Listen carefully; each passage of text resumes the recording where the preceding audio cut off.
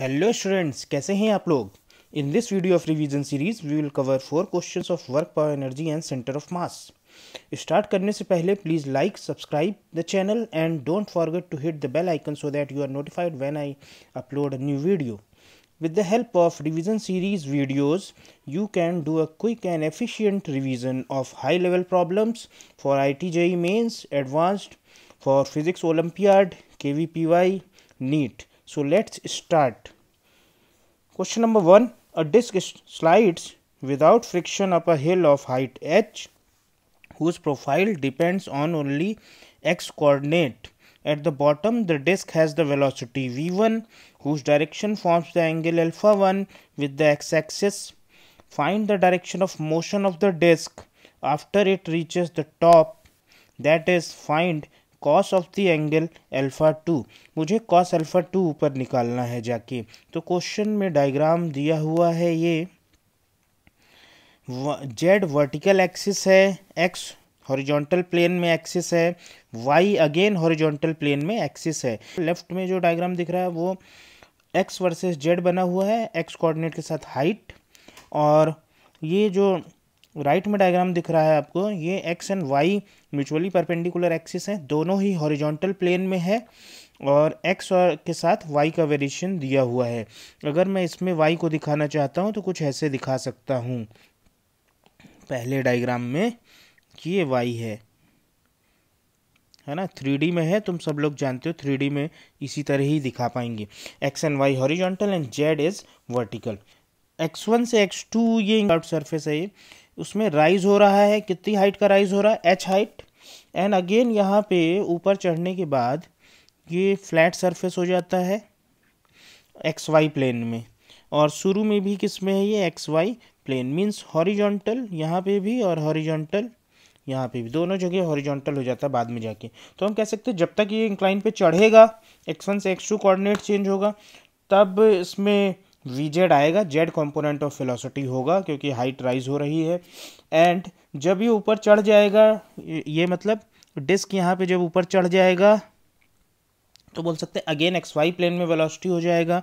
शुरू में भी डिस्क यहाँ पर है इस रीजन में, तो अगेन कौन से कंपोनेंट होंगे, एक्स वाई प्लेन में ही कंपोनेंट्स होंगे, V X and V Y, जैसे कि बाद में है V X and V Y. बस हाँ, चेंज हो सकते हैं, पहले V X one V Y one बोल देंगे और बाद में बोलेंगे V X two V Y two. और एक्स वाई प्लेन ये टॉप व्यू है, ऊपर से देखा जा रहा है, तो एक्स वाई प्लेन में ये जो मोशन कर रहा है, हाइट वाला फैक्टर हटा के, हाइट तो चढ़ ही रहा होगा, वो जेड एक्सिस में इधर दिखा रखा है इन दिस लेफ्ट डायग्राम।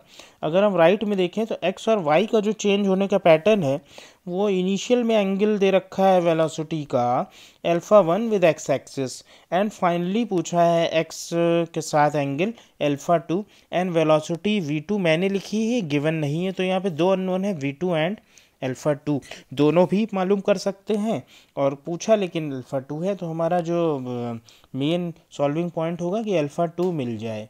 उसके लिए v2 की ज़रूरत पड़ी तो हम लोग मालूम कर लेंगे। तो चलिए शुरू करते हैं क्वेश्चन। यहाँ पे एनर्जी कंजर्वेशन कर सकते हैं क्योंकि फ्रिक्शन लेस ऊपर मेंशन्ड है, फिर से दिखा देता हूँ विदाउट फ्रिक्शन। और डिस्क को सोच के यहाँ पे रोटेशन का मत सोचना, रोलिंग वगैरह यहाँ पे कुछ नहीं हो रहा है क्योंकि फ्रिक्शन नहीं है। तो चलिए डिस्क को एक पार्टिकल की तरह ट्रीट करना है, तो ये एक डिस्क भी बोल सकता हूँ, पार्टिकल बोल के भी आगे बढ़ सकता हूँ। बाय एनर्जी कंजर्वेशन हम लिख सकते हैं initial mechanical energy is equal to final mechanical energy. Reference plane लेना पड़ता है पोटेंशियल एनर्जी के लिए, तो रेफरेंस प्लेन मैंने इसी लेवल को ले लिया है, रेफरेंस प्लेन। तो अगर ये रेफरेंस प्लेन हो चुका है तो इनिशियल पोटेंशियल एनर्जी जीरो होगी, इनिशियल इनिशियल काइनेटिक एनर्जी होगी half M V one square. यहाँ पे वी वन वेलोसिटी है, क्वेश्चन में मेंशन्ड है ये, तो वी वन गिवन है, यहाँ पर अल्फा 1 गिवन है, वी टू अल्फा 2 मालूम करना है। फिलहाल क्वेश्चन में तो अल्फा 2 ही पूछा है, जरूरत पड़ी तो v2 मालूम कर लेंगे। तो रेफरेंस प्लेन पे potential energy zero, kinetic energy half M V one square initial, ये लिखी हुई है total mechanical energy, kinetic plus potential. End में यहाँ पे वेलोसिटी मान ली है v2, तो half mv2 square is the kinetic energy, potential energy will be equal to u2 is equal to mgh, क्योंकि h हाइट ऊपर गया है रेफरेंस प्लेन से, ये लिख ली। इसमें m कैंसिल करके यहाँ पे पहुँच गए एंड थोड़ा सा अरेंज करके हमने v2 स्क्वायर बना लिया, v2 square is equal to v1 square minus 2gh। अब ये जो इक्वेशन नंबर 1 है इसको हम लोग लिख सकते हैं यहाँ पर v2 को क्या फिल कर सकते हैं, v2 is equal to under root v2x square plus v2y square. अच्छा, v2 जेड क्यों नहीं लिया, क्योंकि ये मूव कर रहा है यहाँ पर किस में, ये किस प्लेन में है अभी, xy प्लेन में यहाँ पर। तो अगर ये xy प्लेन में मूव कर रहा है, क्योंकि हाइट राइज होना बंद हो चुका है, तो जेड कंपोनेंट नहीं होगा, सीधी सी बात, तो एक्स वाई कॉम्पोनेंट्स ही होंगे। तो यहाँ पे लिख दिए v1 अगेन शुरू में थोड़ी राइज कर रहा था, तो अगेन v1 को लिख सकते हैं v1x square plus v1y square, squaring both the sides, ये रूट हट जाएगा। तो मैंने यहाँ पे v2 को फिल कर दिया है, v2 का स्क्वायर है तो रूट हट चुका है ऑलरेडी, तो यहाँ से मैंने वैल्यू पुट कर दी v2x square plus v2y square. Similarly v1 square की वैल्यू पुट कर दी है v1x square plus v1y square, root हट चुका है क्योंकि स्क्वायर है। अब यहाँ पहुँच गए, यहाँ पे पहुँचने के बाद क्या करें इसमें, यहाँ देखो अब इस पे जब ये डिस्क कहीं मूव कर रहा होगा, राइज कर रहा होगा हाइट में, नॉर्मल ऐसे लग रहा होगा, है ना बात सही। इसका एक जेड कंपोनेंट आएगा और एक एक्स कंपोनेंट आएगा, मीन्स ये जो नॉर्मल है ये एक्स कंपोनेंट को चेंज करेगा, जेड कंपोनेंट को चेंज करेगा, लेकिन वाई कंपोनेंट को चेंज नहीं करेगा क्योंकि वाई एक्सिस के परपेंडिकुलर है। तो सीधे सीधे कंपोनेंट्स मुझे दिख रहे हैं, जेड एंड एक्स आ रहा है, वाई का कोई बात ही नहीं हो रहा। तो बोल सकते हैं यहाँ वाई कंपोनेंट में वाई कंपोनेंट फोर्स का है ही नहीं, तो वाई में कोई फोर्स ही नहीं है, और वाई डायरेक्शन में अगर कोई फोर्स नहीं है तो वाई डायरेक्शन में वेलोसिटी अनचेंज रहेगी, means v1y is equal to, question का सबसे इम्पोर्टेंट पॉइंट यही है, v1y is equal to v2y ही रहेगा। तो यहाँ पे जब मैंने यूज़ किया v1y is equal to v2y, तो क्या मैं इनको कैंसिल कर सकता हूँ, तो मैंने यहाँ पे इनको कैंसिल आउट कर दिया। कैंसिल आउट करने के बाद मेरे पास इक्वेशन बचती है v2x square is equal to v1x square minus 2gh। v2x simple यहाँ से v2x is equal to v2 cos alpha 2 and v1x is equal to v1 cos alpha 1 यहाँ पे। तो मैं इनकी वैल्यू पुट करता हूँ v2x and v1x, putting the value we arrived at this equation. अब इस इक्वेशन पे पहुँचने के बाद मैं v2 लिख लेता हूँ, सॉरी v2 नहीं, मुझे क्या पूछा गया था अल्फ़ा 2, तो cos ऑफ अल्फ़ा 2 ही पूछा गया था, ठीक है। तो मैं cos अल्फ़ा 2 लिख लेता हूँ, v1 cos square alpha 1 minus 2gh, है ना, ऊपर से ही आया है। अब यहाँ पे v2 की जगह मैंने ये रखा है, ये देखो ये कोई बड़ी बात नहीं, यहाँ से आया है v2 square is equal to, दिख रहा है, तो v2 सॉल्व हो चुका था ना पहले, तो वही v2 मैंने रख दिया। तो मैं कह रहा था v2 भी सॉल्व करना पड़ेगा, और अल्फ़ा 2 cos अल्फ़ा 2 तो पूछा ही है, तो वो सॉल्व करना ही करना है, तो मुझे cos अल्फ़ा 2 के लिए v2 तो सॉल्व करना ही पड़ा है, और v2 मिल चुका है एनर्जी कंजर्वेशन से, उसकी वैल्यू मैंने यहाँ पर रख दी, तो ये मुझे आंसर मिल चुका है। क्वेश्चन नंबर 2 पे आगे बढ़ते हैं। A plane spiral made of rigid smooth wire is rotated with constant angular velocity omega in a horizontal plane about fixed vertical axis O. A small sleeve of mass m slides along the spiral without friction. Find its velocity v dash relative to the spiral as a function of distance r from the rotation axis O, if the initial velocity of the sleeve is equal to v naught. Okay, ये question में diagram given है, ऐसा कुछ spiral है, और initially यहाँ पे जो वेलोसिटी है दैट इज, यहाँ पे वेलोसिटी बनाए तो टेंजेंशियल बनाएंगे v नॉट, तो initial velocity is v naught, rotation axis is passing through passing through O and perpendicular to the plane of the page. तो ये दिखा भी रखा है एरो, दिस वन कुछ ऐसे रोटेट कर रहा है ये स्पाइरल। और जब स्पाइरल रोटेट कर रहा है तो ये जो स्लीव है ये इसमें मूव कर रही है बाहर की ओर। A small sleeve. Okay, I was checking the term. They have used sleeve or ring. If they have used ring, then I will call it as ring, or sleeve, then sleeve. तो they have called it as sleeve. तो यहाँ पे जो sleeve है वो spiral में बाहर जा रही है और मैंने v डैश वेलोसिटी मेंशन की है।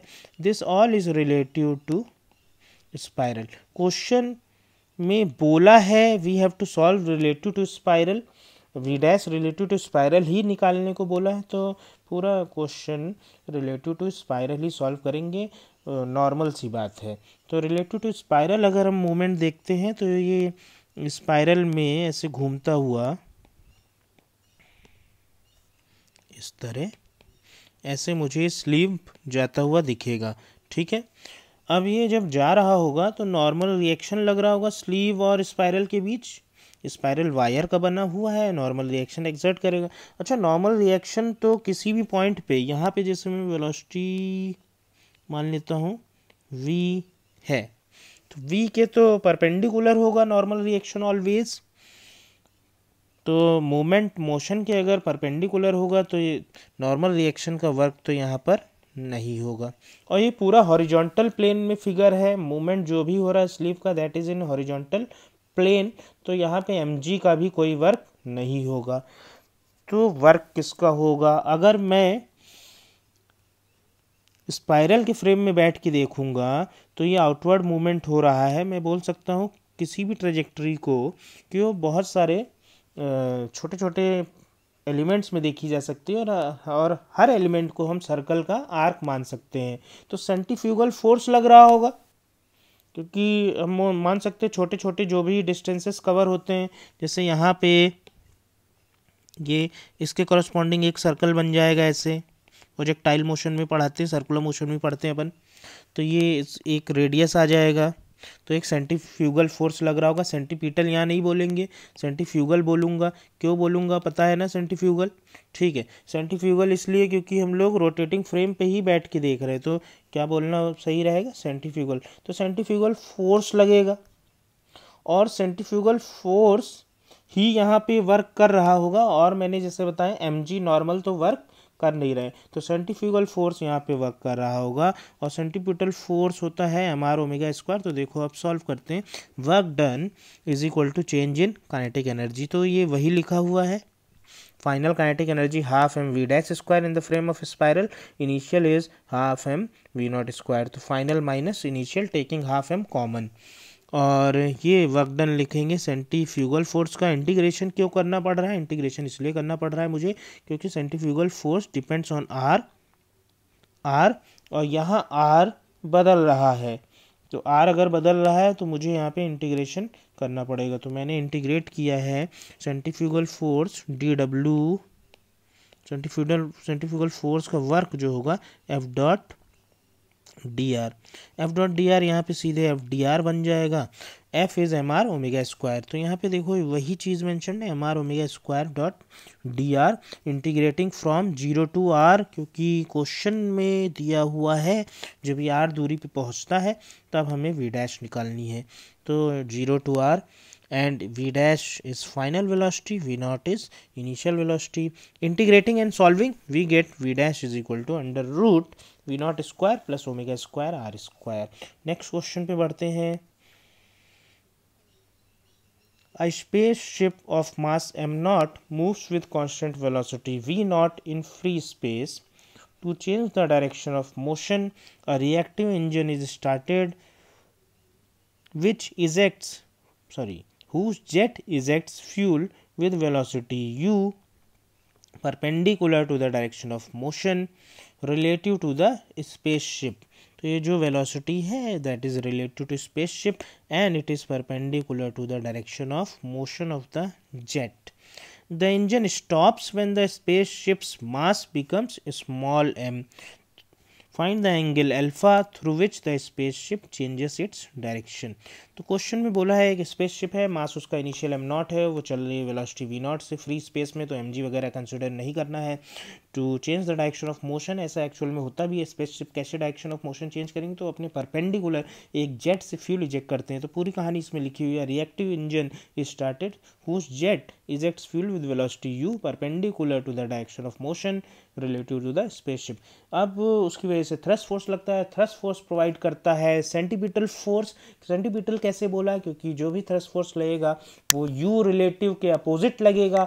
अपोजिट कैसे लगेगा, अपोजिट इसलिए लगेगा क्योंकि यहाँ पे मास इजेक्ट आउट हो रहा है। अगर मास इनकमिंग होता तो v रिलेटिव के डायरेक्शन में थ्रस्ट फोर्स लगता। मास इजेक्ट आउट हो रहा है, फ्यूल जलता है, इजेक्ट आउट होता है, मास लिखा हुआ है जेट इजेक्ट्स, तो इजेक्ट आउट हो रहा है तो u रिलेटिव के अपोजिट लगता है। तो मैं बोलूँगा कि यहाँ पे जो u रिलेटिव उसके अपोजिट थ्रस्ट फोर्स लगेगा, और वो थ्रस्ट फोर्स वेलोसिटी की क्या होगा, परपेंडिकुलर, क्योंकि इजेक्शन कैसा हो रहा है, परपेंडिकुलर, सब मेंशन्ड है, perpendicular the direction of motion. तो वेलोसिटी के कभी भी अगर परपेंडिकुलर ही फोर्स लगता रहेगा, सपोज जेट यहाँ पे, तो फोर्स इधर है, इजेक्शन इधर हुआ होगा, इजेक्शन के अपोजिट ये v है।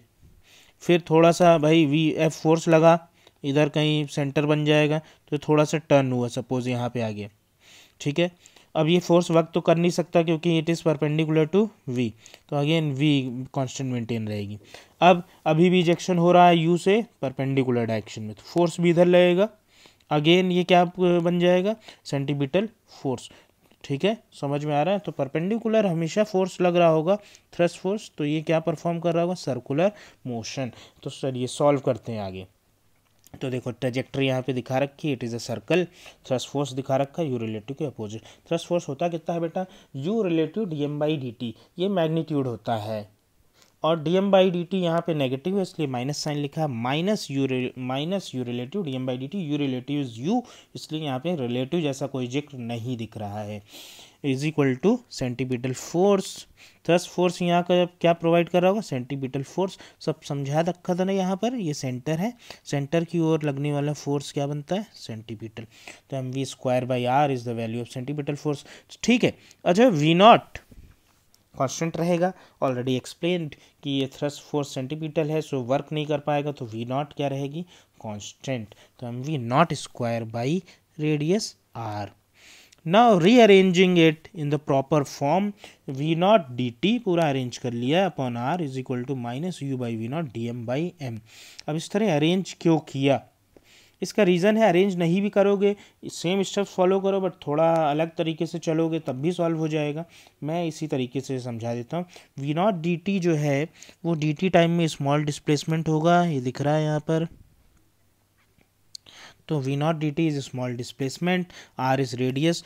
तो जो स्मॉल टाइम dt में एंगल टर्न हुआ होगा दैट इज d अल्फ़ा। तो मैं इस पूरे टर्म को क्या लिख सकता हूँ, d अल्फ़ा। तो angle turn in small time dt मिल गया। अब इसको d अल्फ़ा लिखने के बाद इंटीग्रेट कर दिया। मास कहाँ से कहाँ चेंज हो रहा है, initial mass was larger m0, final mass थोड़ा कम हो गया, इजेक्ट आउट हो चुका है फ्यूल, तो स्मॉल m हो गया। इंटीग्रेट कर दिया, वी ऑब्टेन्ड अल्फ़ा। नेक्स्ट पढ़ते हैं क्वेश्चन नंबर 4 की ओर। क्वेश्चन नंबर 4 है, a small disc of mass m and smooth hillock of mass capital M and height h are located on a smooth horizontal plane. What minimum velocity should be imparted to the disk to make it capable of overcoming the hillock? Again कोई friction नहीं है तो disc को block से replace कर दो, कोई फ़र्क नहीं पड़ेगा क्वेश्चन में। पार्टिकल से रिप्लेस कर दो, कोई फ़र्क क्वेश्चन में नहीं पड़ेगा। रोटेशन मीन्स जो मैं कहना चाह रहा हूँ, रोटेशन के बारे में हमें यहाँ पर नहीं सोचना है। बढ़ते आगे, इस हिलॉक को क्रॉस करना है, v मिनिमम निकालना है। यहाँ पे minimum value of v means just cross होने वाली सिचुएशन पे पहुँचाना है, और जस्ट क्रॉस होने वाली सिचुएशन ये होगी कि ब्लॉक यहाँ तक जैसे तैसे पहुँच जाए। जैसे तैसे का मतलब है कि यहाँ पर पहुँचकर इसकी वेलोसिटी रिलेटिव टू हिलॉक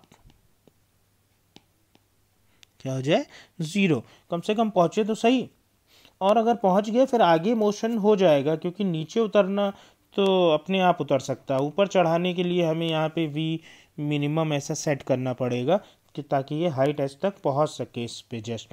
और जस्ट पहुँचने का मतलब है कि रिलेटिव वेलोसिटी इसकी क्या हो जाए, ज़ीरो, मीन्स दोनों साथ में चले। तो जब ये टॉप पे पहुँच जाएगा, सपोज इसकी वेलोसिटी हो चुकी है वी डैश, तो हिलॉक की भी वेलोसिटी वी डैश, ठीक है, ऑलरेडी एक्सप्लेन, रिलेटिव वेलोसिटी हो जानी चाहिए ज़ीरो, तभी तो ये जस्ट ऊपर पहुंच पाएगा। तो ठीक है, by momentum conservation we have small M V, अकेले पहले यही मूव कर रहा था, बाद में दोनों मूव कर रहे हैं, M plus M into V dash with common velocity. By energy conservation as there is no friction, only M G force is acting and normal का वर्क होता नहीं है, तो कंजर्वेटिव फोर्सेस हैं, we can conserve energy over here. तो initial is half M V square and reference plane ले लेते हैं इस लेवल को, तो initial potential energy is also zero, तो half M V square plus zero, and final kinetic energy will be half M plus M, क्योंकि small M का भी एनर्जी है काइनेटिक और कैपिटल एम का भी है, तो half M plus M V dash square plus M G H, देखा है ना, हाइट एच ऊपर गया है ये, तो एम जी एच।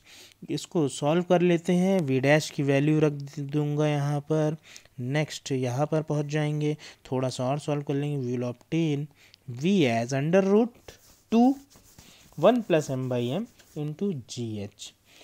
तो नमस्कार स्टूडेंट्स, इस वीडियो में इतना ही। अगर आपको ये क्वेश्चंस अच्छे लगे हों तो please like subscribe the channel and don't forget to hit the bell icon so that you are notified always when I upload a new video.